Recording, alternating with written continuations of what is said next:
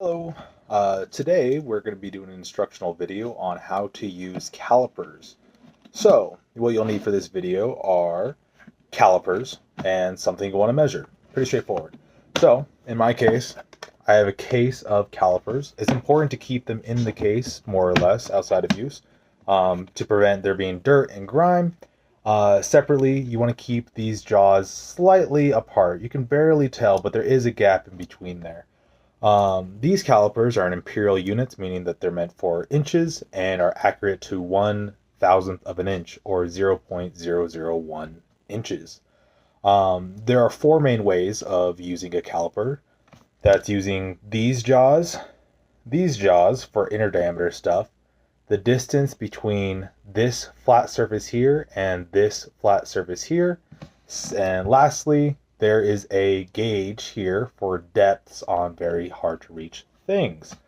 So, for the thing that I'm going to be measuring, there is this little card case. So, for outer diameters, you want to make sure that these are clean. That's the big thing, right? So you're going to want to inspect for dust. These are not terribly dirty, but if you were to clean them, you'd want to use a clean towel and then just kind of wipe off any dust. Make sure to pay extra attention to the jaws themselves, because any dust there will lead to inaccurate in every single measurement, or inaccuracies in every single measurement you do. Next, you are going to want to calibrate. So calibration is really important because dependent on how far or how big you're measuring, just because they're zeroed at the very close position, as you can see these are, that little mark 0 means that it's measuring 0 whenever they're closed. However, if you were to measure something like 6 inches, you would want to get something called a gauge block that is 6 inches long, and you'd want to calibrate these at that mark. Because over long distances, it just the inaccuracies basically add up. Anyways, so next you are going to want to measure. So in my case, I don't have gauge blocks. They can be very expensive, and I just don't have them. But what I'm going to be doing is just measuring at 0, and for the purposes of this, it's not terribly important. But if you were to go into a production line or a machine shop, you'd like to know how to do that for that purpose. So whenever you're measuring something square like this, you're going to want to make sure to use as far into the jaws as you can. The reason why is basically because there's like some space here. If you were to really wrench on this, this will cause some sort of deformation outward, and so you'll get a larger measurement than expected. So in order to do this, you're going to want to open them up so that you can get a good bite onto them. And you're not going to want to squeeze this too hard, but basically you're going to want to inch this in until it's close, and then put pressure on the jaws themselves. Again, for reasons I just stated earlier, any deflection will cause an inaccuracy in your measurement. So whenever you're doing this, you also want to make sure to have a little bit of back and forth wobble. The reason why you want to do that is to make sure that whenever you're getting your final measurement, there is none of that wobble, because if there is, then that means that the jaws are slightly uneven. You can kind of tell that this has like a wobble, right? So it'll be at an angle. So you want to make sure that those jaws are square. So whenever you're closing these jaws, you're going to want to make that wobble less and less and less until there's no wobble at all. Here, on how to read them, you start with the big numbers. I don't know if you can see that, but it goes 1 inch, 2 inch, 3 inch, and then some change. So in this case, it's not quite to the 0.1 mark after 3 inches, so we know it's going to be less than 3.1 inches. Next, you're going to want to read the dial. In this case, hopefully you can read that, it is at the 86 tick mark. Oh, sorry, I stand corrected, 89 tick mark. So that means that this is 3 inches and 89 thousandths of an inch, or 3.089. So that's how to find the OD, or the outer section of a object. Next, you're going to want to repeat a very similar process for inner diameters. In this case, you're going to want to, I'm going to do the inside of this area here. You're going to want to put these jaws into the object that you're holding, and then slowly work your way out. Again, you're going to want to add a little bit of a wobble, because the way that these are measured is these are pretty thin. The other side has like some thickness of the jaws, but because these are pretty thin, you're going to want to take the smallest measurement found. Essentially, if you're at an angle here, you're going to add, one second, you're going to add a lot more. So if it's straight on, that's going to be the shortest measurement. The shortest measurement between any 2 points is a straight line. So if you're at any sort of angle, then you're going to get a larger measurement than expected.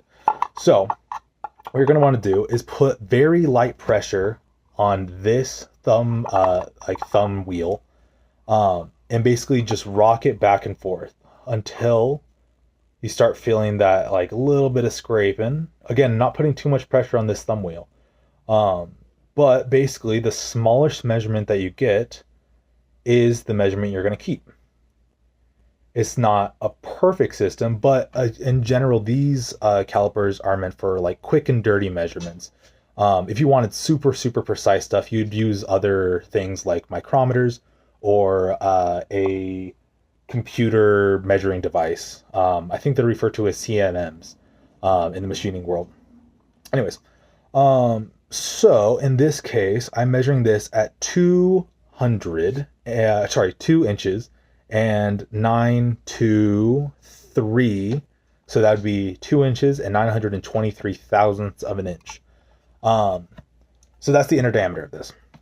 Now, if I were to wanted to measure the depth, there are two main ways to do that. The first being using this depth gauge, but because it's very long and thin, there can be warping if it's especially like far out. So these go up to 6 inches, and you can imagine after 6 inches, any amount of like torsion here can add a little bit of bend that can lead to an inaccurate measurement.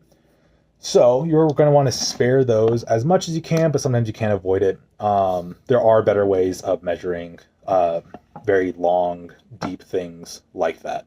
But in this case, this is barely long enough to reach inside there.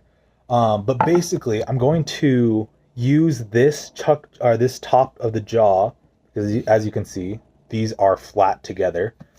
So whenever this distance from this jaw to this jaw is the same as the distance between these two jaws and these two jaws and this length here. So you're going to want to mate this this smaller jaw to the top of the surface you're measuring, and you're going to want to slide the jaw. You can barely see it in there. One second, let me grab a better hold here. So you're going to want to slowly extend that into there until it's flat. Again, you're going to want to make sure that it's stable. A way that you can do that is, in this case, it's flat, so it's a lot easier. But in some of the more available cases, you can kind of check for a rocking motion. You want to make sure that there's no like it's a lot of measurement is based on like feel. You can kind of tell when something is square on something. For example, if this were zoomed in really, really far, you can kind of tell that if it's like this, or like this, you can kind of wiggle it around and feel that difference. So once they're flat to each other, that you know that that's the best time, an angle to measure at. In this particular case, this is measuring at 2 inches, 243 thousandths. Again, the way you can tell is 1 inch, 2 inch, and then 200 goes 2 marks in. It doesn't hit the thirds, so then you know that it's going to be 40, so 30, 40, 44, and I think I moved it a little bit, but that's the gist. This depth gauge is reserved again for like very long, thin features. So like in the case of this mug, terrible example, but it's enough for the point. I couldn't fit my jaws in here without being at an angle. You want to get an accurate measurement. So that's when you would use this and slide it in there until until these chuck jaws hit a flat surface. And you're just going to want to teeter this down until you feel that it has reached the bottom. And in this case, the cup seems to be about 5.454 inches deep. Again, this is a much less accurate way of measurement because of this slight bending, the curvature at the bottom. There's other ways of measuring those in the machining world, like taking molds of an object and then measuring it using either an optical comparator or a CMM, like I discussed earlier. So yeah, thank you for listening to my instructional video. Separately, again, whenever you're storing, make sure that you keep them slightly apart. This prevents damage. You're going to want to make sure it's a clean surface. And if you have any machining oil like M1, you're going to want to put a very light spray on this and wipe it down to prevent rust and fingerprints, because those have oils which can cause rust. Separately, just want to close it, put it away, store it safely. Yeah, thank you for coming to my instructional video. Again, this was Derek Oglesby. Have a good day.